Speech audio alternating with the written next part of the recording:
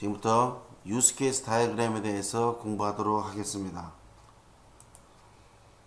이번 장에서는 유스케이스 다이어그램의 구성 요소와 표현에 대해서 말씀드리고, 유스케이스 다이어그램에 대한 관계, 그리고 단계별 모델링 방법, 그러다가 이번 시간에는 그런 관계, 개념적인 것을 공부하도록 하겠습니다. 그러면 유스케이스 다이어그램이 무엇인가? 여기 나와 있죠? who, 누가, 그죠? 누가 시스템을 사용하냐, 그리고 무엇을 해야 하느냐. 유스케이스 다이어그램은 이렇게 액터라고 있어. 심볼이 액터라는 게 있고, 이게 유스케이스라는 게 있어요. 그 다음에 여기 사각형이 있어요. 사각형. 이 사각형을 뭐라고 하냐, 시스템이라고 해요. 시스템. 요 사각형 안에는 시스템이고 밖에는 액터, 사용자예요.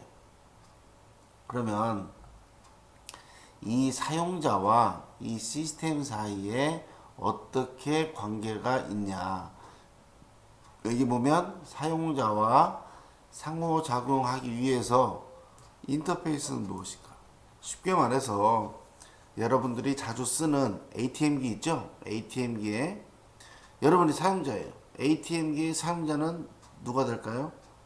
여러분 일반인들이 되겠죠. 사용자. 그래서 여러분들이 ATM기에서 카드를 넣고 그 카드를 읽은 다음에 계좌이체나 잔액조회, 신용카드 이런 기능들을 사용하죠.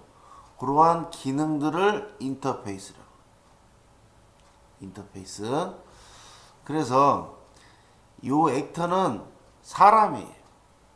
또는 사람이 아닌 경우도 있어요. 어떤 거냐? 여러분들이 ATM기에 카드를 넣었을 때 이 카드는 ATM기에서 여러분의 카드가 사용이 가능하다 이렇게 나오는 게 아니라 은행 그 카드 승인 시스템으로 데이터가 날아가서 거기서 승인을 받고 다시 오는 겁니다. 그 외부에 있는 승인 시스템. 여러분들이 카드 결제할 때 어디 가서 음식을 먹고 카드를 결제하면 그 조그만 기기에서 여러분 카드가 결제가 되죠. 근데 여러분의 카드가 사용할 수 있는 것인지 아닌지는 이 기계가 하는 게 아니라 카드를 긁었을 때 그 정보가 은행 시스템으로 가요. 은행 시스템으로 가서 거기서 사용 가능한 에크가 오면 그 다음에 바로 결제가 이루어지는 거죠. 그래서 이 액터라는 거는 사람이 될 수가 있고, 또는 누가 될 수가 있어요? 외부에 있는 시스템 또는 외부에 있는 데이터베이스, 이런 게 액터가 될 수 있어요. 이 시스템 안에 있는 거 외에 사람이나 외부에 있는 시스템, 이러한 것들이 액터가 될 수가 있습니다. 그러면 쉽게 말해서 유스케이스 다이어그램은 뭐냐면 사용자와 시스템과의 어떠한 관계가 있냐, 이거를 설명해 주면서 이거를 표현해 주는 게 유스케이스 다이어그램입니다. 그래서 여기 보면은 액터 1, 2는 외부 존재로 개발 대상에 미포함. 이 무슨 소리냐면 사람은 구현할 수가 없잖아요. 사람은 어떻게 구현합니까? 소프트웨어를. 사람은 그냥 별개의 이 시스템을 사용하는 사람을 말하고, 여기서 우리가 구현하는 거는 이 유스 케이스를 구현하는 거죠. 유스 시스템 안에 있는 기능. 여기 액터가 두 개 있는데, 요게 만약에 ATM기다 가정했을 때, 요 ATM기를 사용하는 사람은 누가 있어요? ATM기를. 첫 번째, 사용자가 있겠죠. 일반 사용자. 또는 누가 있어요? 관리자도 있겠죠. 현금이 떨어지면 관리자가 오잖아요. 그래서 관리자가 와서 현금을 수거해 가거나 현금을 보충하는 그런 기능을 하는 거죠. 이 액터가. 또는 외부에 있는 어떤 카드 승인 시스템도 있겠죠. 이렇게 해서 이러한 기능들의 관계가 있는 거예요. 그래서 요게 유스케이스 다이어그램이라고 하면 사용자와 시스템 간에 어떠한 상호작용을 하는 것인가, 인터페이스를 통해서 어떠한 상호작용을 하는 것인가, 이렇게 그리는 것이 유스케이스 다이어그램이에요. 그러면 이렇게 액터라는 게 있고 유스케이스라는 게 있어요. 제가 앞에서 설명 다 드렸지만 액터는 뭐냐?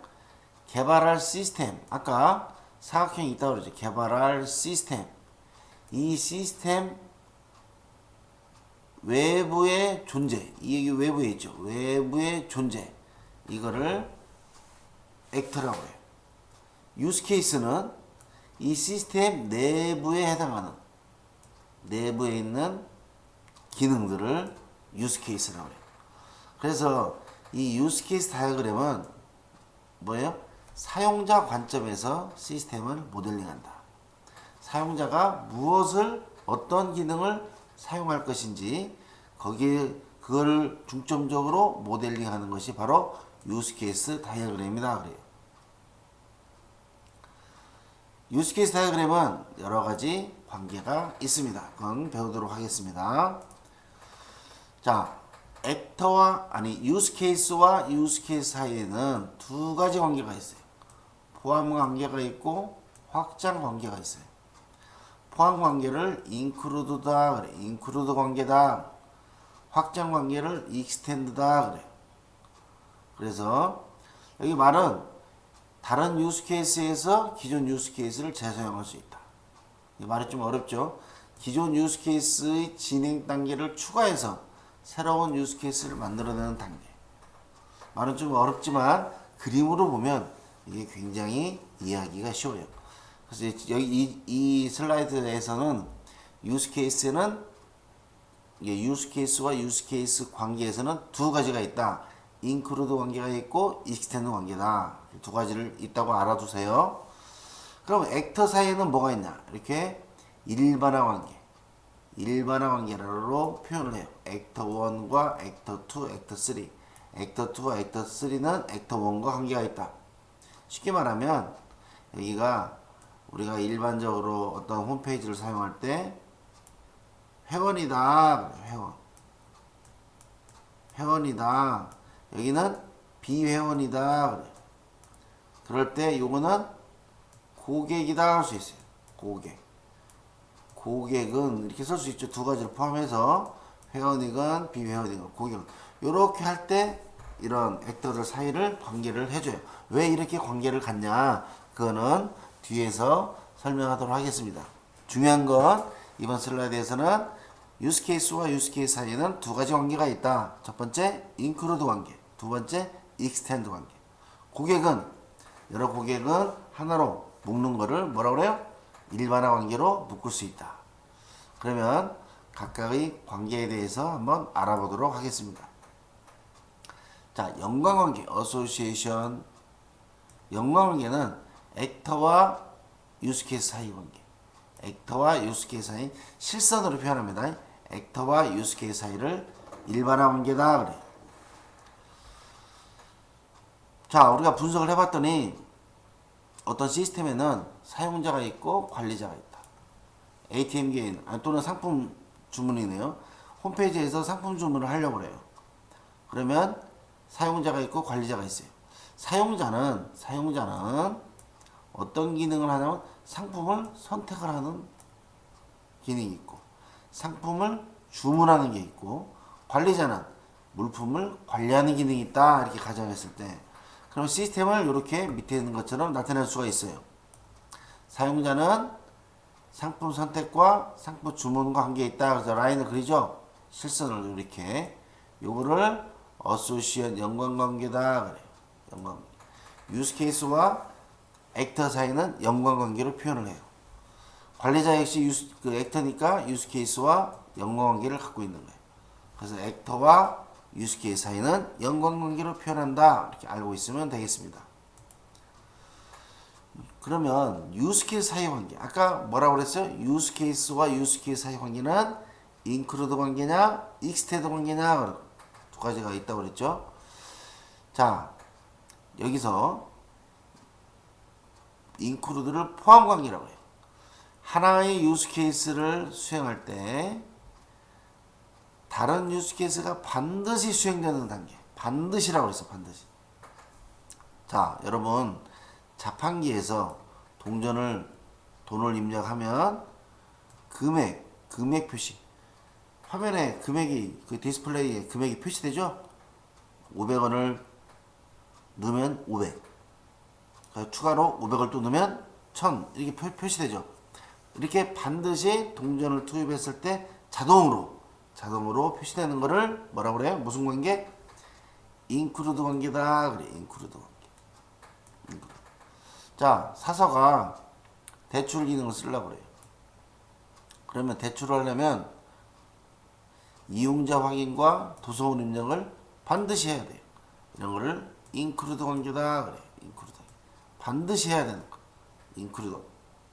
반납을 하려고 그래요. 도서번호만 입력하면 돼요. 인크루드 관계다. 자, 입출고 담당자가 신제품을 입고했고 상품을 출고했어요. 그러면 예를 들어서 마스크가 10개가 들어왔다. 그리고 마스크가 5개가 나갔다. 그리고 그 10개가 들어왔을 때 10개의 출고를 클릭하고 또 마스크가 5개가 나갔다. 5개를 클릭했을 때 자동으로 현황 등록이 되는 겁니다. 현재 100개의 마스크가 있을 때 우리 가게에는 100개가 있을 때 10개가 들어왔으니까 110개죠. 110개에 5개가 나갔으니까 105개죠. 현황 등록. 현재 우리 가게에는 마스크가 105개가 있습니다. 이렇게 자동으로 하는 거를 인크루드 관계다. 알겠죠? 인크루드 관계. 인크루드 관계는 반드시 수행하는 관계. 반드시 수행되는 관계. 그래서 여기 보시면 유스케이스의 이벤트 흐름이라고 했어. 그러면 이 금액을 표시하는 거. 자, 동전을 넣었어. 넣을 때 동전을 인식하는 프로그램을 짜야겠죠? 이거 100원짜리인지 500원짜리인지 그거 짠 다음에 금액을 표시하니까 그 돈만큼 금액을 표시하는 프로그램을 짜야겠죠. 그래서 이러한 금액을 표시하는 프로그램을 짜기 위해서는 여기에 대한 이벤트 흐름을 알아야 돼요.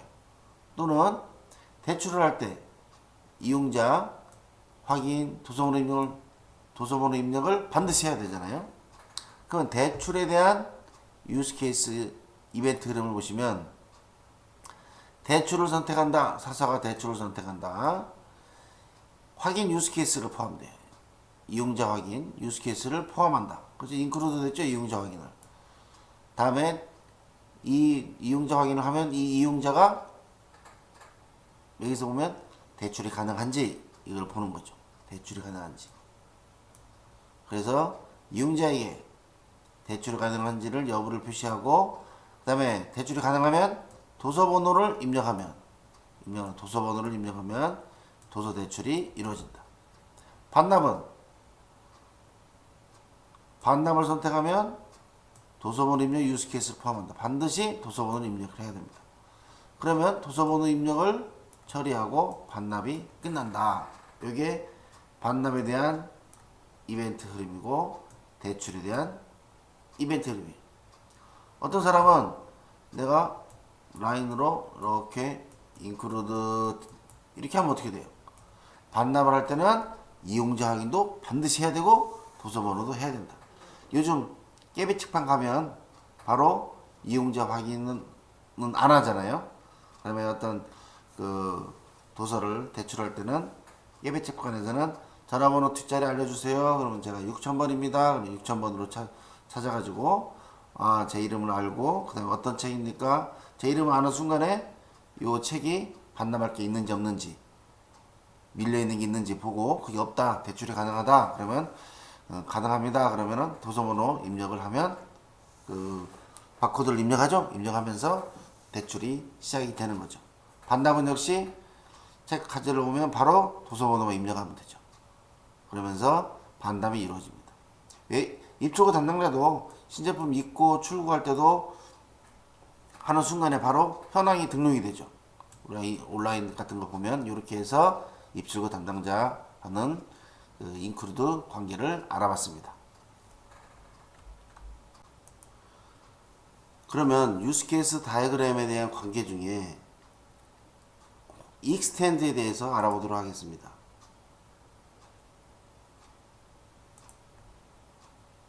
extend를 확장 관계라고 합니다. 확장 관계.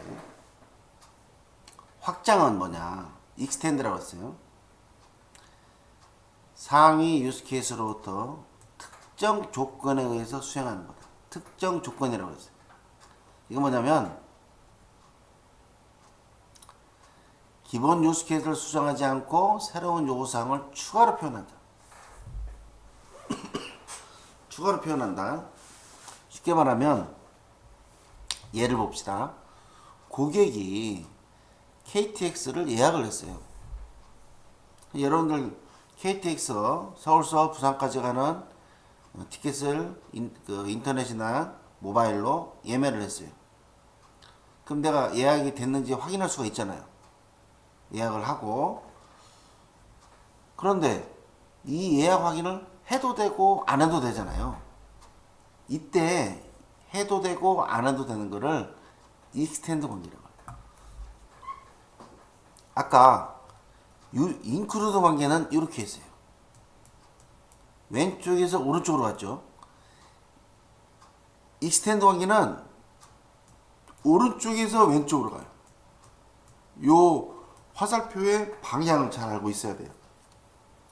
그래서 KTX를 예약하고 예약 확인을 해도 되고 안 해도 되는 거, 이거를 익스텐드 관계다.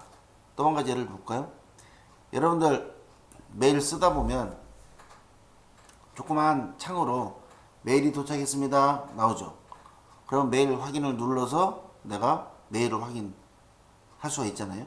그런데 이 메일 확인을 안 해도 되잖아요. 그죠? 안 하고 내가 그냥 메일로 들어가도 되고, 꼭 이 확인 버튼을 누르면 그 새로운 메일에 대해서 보이는데, 이걸 해도 되고 안 해도 되고, 이거를 익스텐더 무슨 관계? 익스텐더 관계다. 화살표 방향은 오른쪽에서 왼쪽으로 간다, 이 소리. 자, 세 번째, 고객이 결제를 하려고 그래. 여러분들 결제 많이 하죠.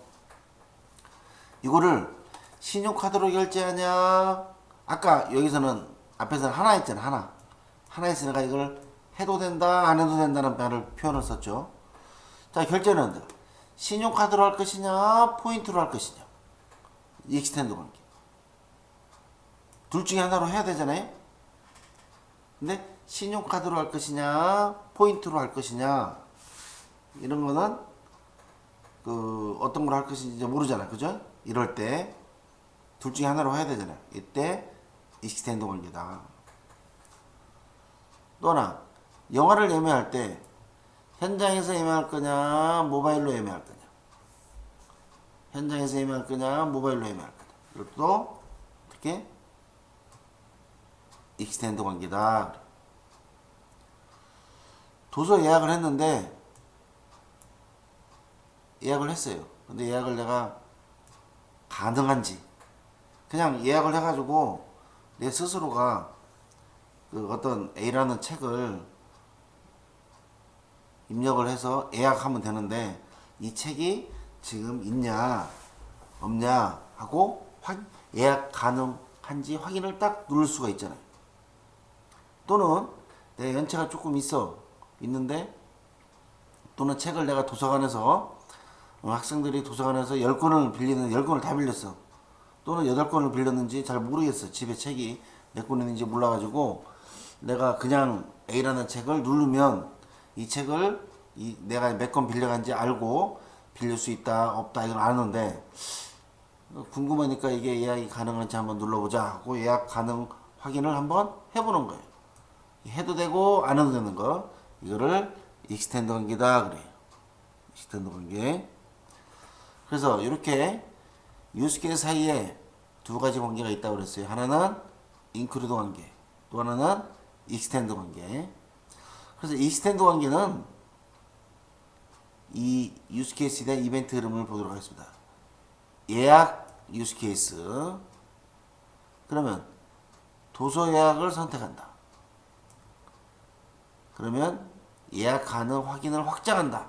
그러니까 이 기능은 해도 되고 안 해도 되는 거예요.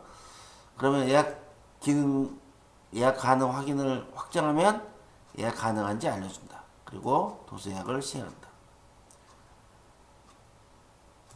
또는 사용자가 도서 예약을 선택하고 바로 예약을 시행한다. 이렇게 해도 되잖아요. 그죠?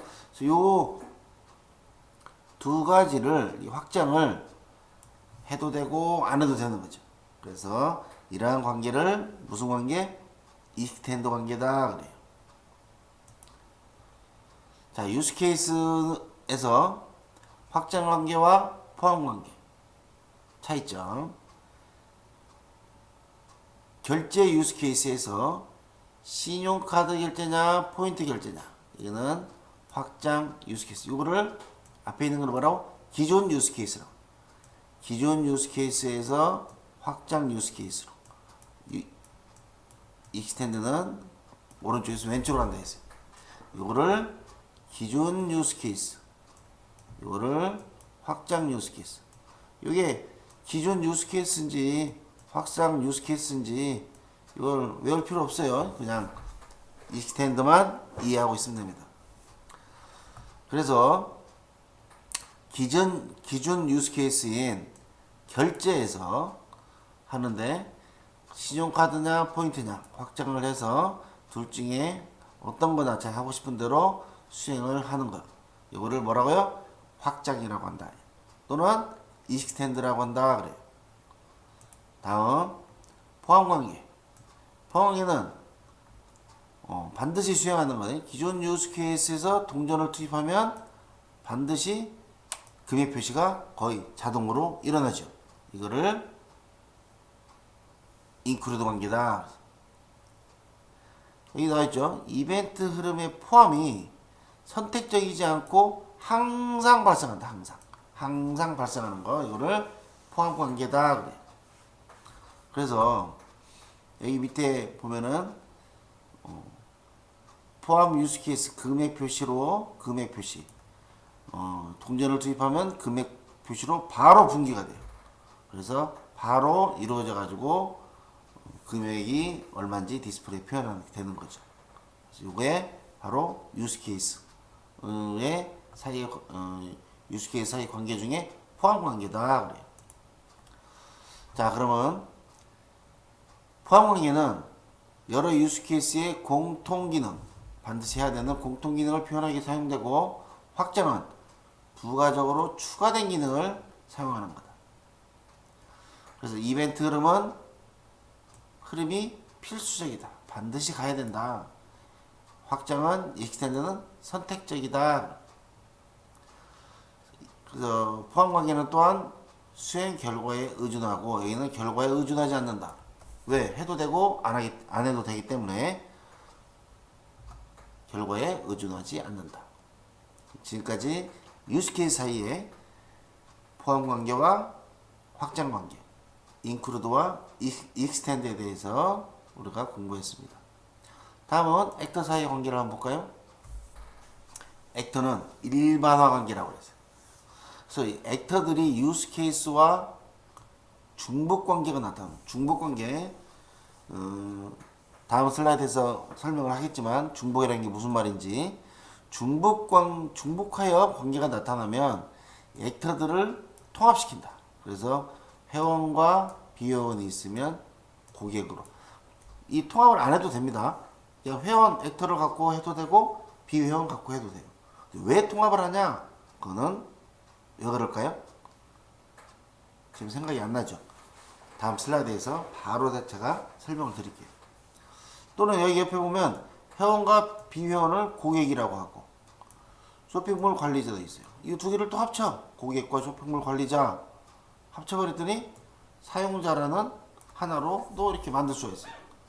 그러면 이 액터들을 왜 이렇게 합치냐? 합치는 이유가 있어야 되잖아요. 그 이유를 설명을 드리겠습니다.